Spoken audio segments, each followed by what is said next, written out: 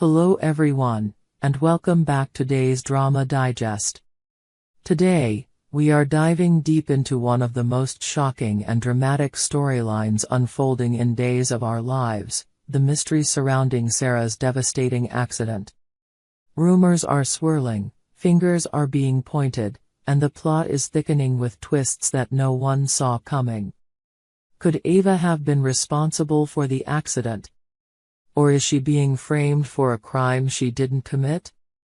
Let's unravel this complicated web of deceit, secrets, and guilt to find out what really happened on that fateful night. To start, we all know that Fiona has been involved in shady dealings ever since she arrived in Salem. She's lied, manipulated, and betrayed almost everyone she's come into contact with. After Xander's wedding was abruptly interrupted, things took a darker turn. Fiona was seen drinking heavily, despite her claims that she had been sober for months. She assured everyone that she had turned her life around, but it didn't take long for cracks to show in her story. Things spiraled further out of control when Fiona got involved with Brady. In a bizarre turn of events, the two ended up drinking together, and on one particular night, both were too intoxicated to think straight. Brady, completely out of it, couldn't even manage to drive himself home. And this is where things take a dramatic twist. Fiona, in a reckless decision, decided to drive Brady's car, leading to the horrific accident that left Sarah paralyzed. But here's the kicker, no one initially realized that Fiona was the one behind the wheel that night. For a while, it seemed like Fiona had managed to cover her tracks perfectly. There were no witnesses to place her at the scene, and Brady, who was too drunk to remember anything, was left with the crushing guilt of believing he had caused the accident.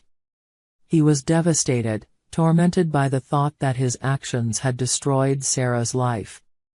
But as it often happens in Salem, secrets don't stay buried forever, and the truth has a way of coming to light. Now, here's where things get even more intriguing. As the investigation into the accident continues, new clues are starting to emerge that suggest Ava might have been involved.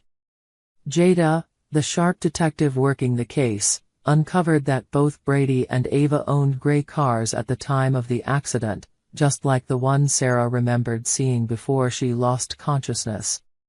It didn't help that Ava had been drinking that night as well, raising even more suspicion about her involvement.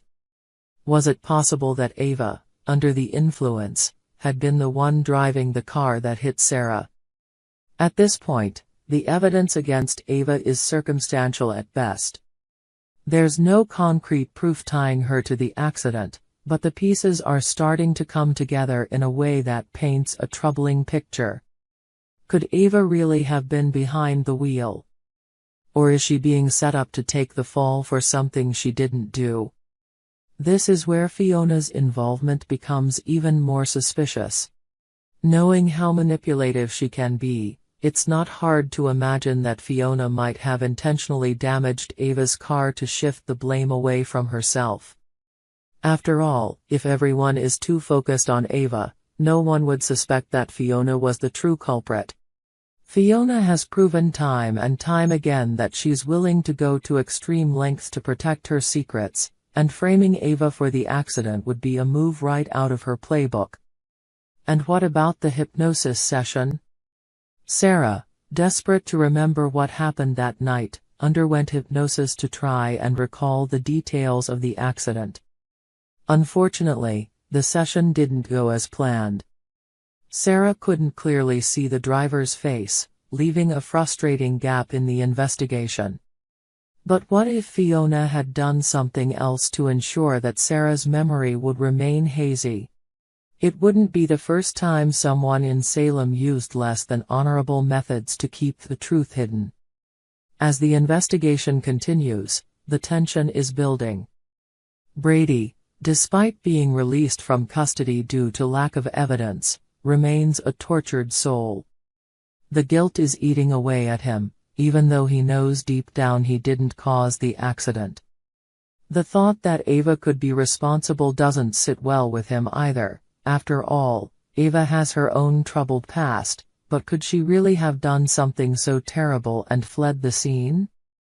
Or is she simply a convenient scapegoat? And let's not forget about Ava.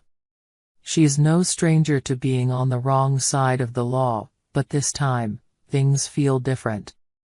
She's been working hard to rebuild her life, and the idea that she could have caused such a catastrophic event is tearing her apart.